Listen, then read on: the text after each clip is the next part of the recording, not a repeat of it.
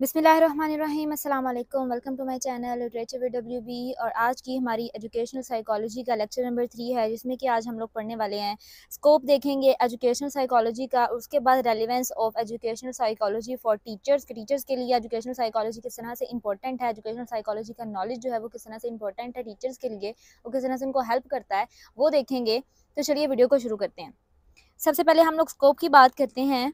Scope से मुराद क्या है कि हम लोगों को ये पता चलता है कि एजुकेशनल साइकोलॉजी जो है वो किस तरह से किन किन एरियाज़ पे किस तरह से अप्लाई होती है। तो सबसे पहले हम लोग बात करते हैं ह्यूमन बिहेवियर की। फर्स्ट वाले लेक्चर में हम लोग साइकोलॉजी पे जो है वो बात कर चुके हैं कि साइकोलॉजी जो है वो स्टडी है बिहेवियर की, और एजुकेशन क्या है कि हमारे बिहेवियर्स को किस तरह से मॉडिफाई करना है, उसको एजुकेशन कहते हैं। तो इस लिहाज से एजुकेशनल साइकोलॉजी जो है वो बहुत ज़्यादा इंपॉर्टेंट है एजुकेशन में। एजुकेशन और स्कूलिंग में लोग जो हैं वो इन दोनों को सेम ही समझते हैं कि दोनों सेम है, लेकिन इन दोनों में बहुत बड़ा डिफरेंस है। और वो क्या है कि इन दोनों में फॉर्मल और informal ways of gaining knowledge आ जाता है। जैसा कि जो फॉर्मल एजुकेशन है वो हम लोग कहाँ से हासिल करते हैं, स्कूल, कॉलेजेस, यूनिवर्सिटी या फिर ट्रेनिंग कॉलेजेस से हासिल करते हैं। और ये होगी हमारी स्कूलिंग, ठीक है, कि मतलब हम लोग किसी किसी सेक्टर को ज्वाइन कर रहे हैं नॉलेज हासिल करने के लिए, एजुकेशन हासिल करने के लिए। जबकि जो दूसरा है इनफॉर्मल एजुकेशन, इनफॉर्मल एजुकेशन जो है ये हम लोग अपने बड़ों से सीखते हैं, हमारे लाइफ एक्सपीरियंसेस में आ जाते हैं, जो हम लोग खुद से रीड करते हैं, हम लोग खुद से सीखते हैं चीज़ें डिफरेंट ऑनलाइन रिसोर्सेज से। तो वो चीज़ें आ जाती हैं इनफॉर्मल एजुकेशन में। उसके बाद हमारे पास है सेकंड, ग्रोथ एंड डेवलपमेंट।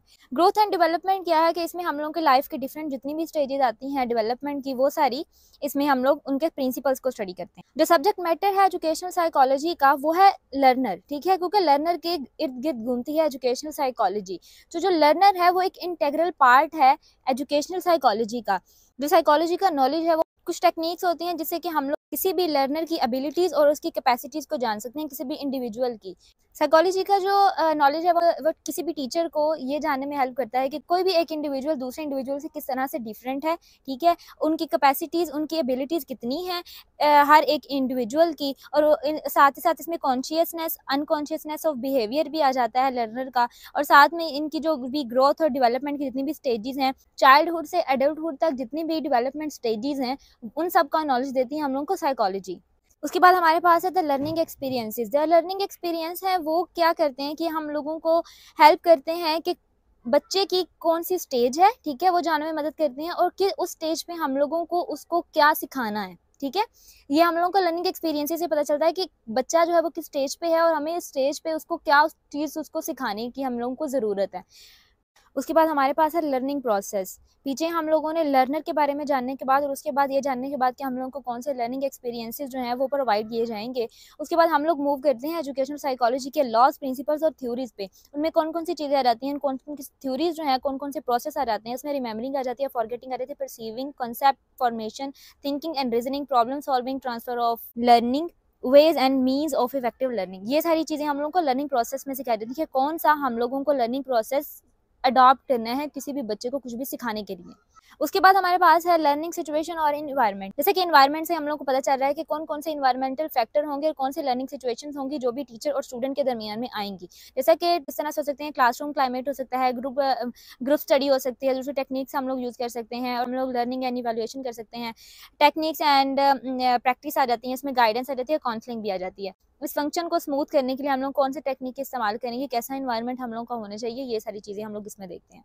उसके बाद हमारे पास है evolution of learning process. Evolution असल में होता क्या है कि एक लर्निंग प्रोसेस है एजुकेशनल साइकोलॉजी में, जो कि रेफर करता है कि स्टूडेंट जो है वो क्या एक्वायर कर रहा है, किस किस्म का नॉलेज एक्वायर कर रहा है, उसकी स्किल्स क्या हैं, ये हमें जानने में मदद करता है। ये इन्वॉल्व होता है कि हम लोग इसमें मेजरिंग कर सकते हैं, अंडरस्टैंड कर सकते हैं कि the effectiveness of teaching method, ठीक है, करिकुलम को और लर्निंग आउटकम्स को, ठीक है, क्या हम लोग जो उनको सिखा रहे हैं वो उसका किस तरह से उसका फीडबैक देंगे, ये चीज़ हम लोग इसमें देखते हैं। जैसे कि एक हिसाब से हम लोग ये कह सकते हैं, हम लोग जजमेंट्स करते हैं कि एक बच्चा जो है वो कितना इंप्रूव कर रहा है, ठीक है, और हम इसको किस तरह से ज़्यादा इंप्रूवमेंट इसमें करवा सकते हैं, बच्चा क्या एक्वायर कर रहा है, किस तरह से एक्वायर कर रहा है, ये होता है एवोल्यूशन। जिस तरह से जब हम लोग रोड क्रॉस करते हैं तो हम लोग पहले जजमेंट कर लेते हैं कि कौन सी जो रोड है वो सेफ रहेगी क्रॉस करने के लिए, ठीक है। तो ये होती है evolution of learning process.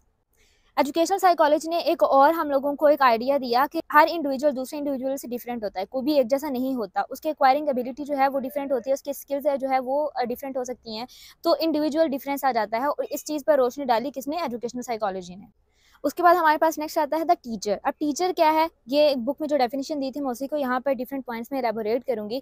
Teacher क्या है कि टीचर जो है ये बहुत ज़्यादा इन्फ्लुएंस रखता है किसी भी एजुकेशन सिस्टम में, क्योंकि ये स्टूडेंट्स को शेप करता है, उनके नॉलेज को शेप करता है, उनकी स्किल्स, उनके एटीट्यूड्स को शेप करता है। दूसरी बात, नोइंग थाई सेल्फ। अब ये क्या है, self awareness is a vital for teacher. वो खुद को जानते हैं, ठीक है, कि वो खुद में क्या कर सकते हैं। अंडरस्टैंडिंग देयर, जो टीचर्स हैं वो खुद की वीकनेस को और साथ ही साथ अपनी स्ट्रेंथ्स को भी देखते हैं, और वो ये देखते हैं कि जो उनका टीचिंग स्टाइल है वो किस तरह से वो अपने टीचिंग मेथड को इंप्रूव कर सकते हैं, जो कि हेल्पफुल हो सकता है उनके स्टूडेंट्स के लिए। उसके बाद टीचर्स इनर वर्ड, यहाँ पर जो टीचर्स का जो इनर वर्ड है उसकी बात हो रही है, जिसमें कि कॉन्फ्लिक्ट आ जाता है, मोटिवेशन आ जाती है, एंजाइटी और एडजस्टमेंट आ जाती हैं, ठीक है। और ये सारी ऐसी चीज़ें होती हैं जो कि किसी भी टीचर को पर्सनली खुद से फेस करनी होती हैं। उसके बाद लेवल ऑफ एस्पायरेशन। अब जो टीचर है उसको बहुत ज़्यादा हाईली एस्पायरेशंस होते हैं खुद पर और साथ ही साथ अपने स्टूडेंट्स पर भी। वो बहुत एक एम्बिशियस गोल को सेट करती हैं जो कि उनके टीचिंग मेथड को इम्प्रूव करने में हेल्प करती हैं, और जो उन्होंने गोल सेट किए होते हैं उनको अचीव करने में हेल्प करते हैं। उसके बाद हमारे पास है गाइडेंस एंड काउंसलिंग। जो एजुकेशन है वो सिर्फ और सिर्फ किताबें पढ़ाने का नाम नहीं है, बल्कि इसमें गाइडेंस और काउंसलिंग भी आ जाती है, और एजुकेशनल साइकोलॉजी में इस पे बहुत ज़्यादा रोशनी डाली है, और इनका बहुत ज़्यादा कंट्रीब्यूशन है गाइडेंस और काउंसलिंग में।